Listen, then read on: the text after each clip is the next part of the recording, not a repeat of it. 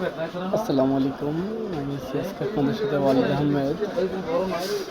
বর্তমান যে সময়টা মোটামুটি অনেকেই ঠান্ডা কাশি লেগে চলেছে, বিশেষ করে নাক বন্ধ থাকে, কফ আসে, অনেকেই হালকা একটু ব্লাডও আসে নাক দিয়ে প্লাস্টার থাকে। এর কারণ হচ্ছে আমাদের অনেক সময় সবারই ম্যাক্সিমাম টাইমে নাক বন্ধ থাকে ঠান্ডাজনিত কারণে। নাক বন্ধ থাকলে কী করবো আমরা? নজরসল নজরসল নজরসল নজরসল ড্রপ, সোডিয়াম ক্লোরাইড 0.9%।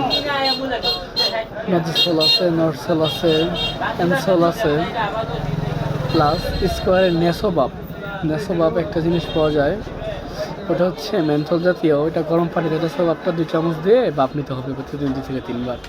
রমজান মাস যখন ওইটা নেওয়ার দরকার নাই, ওটা পরে নিলেও চলবে।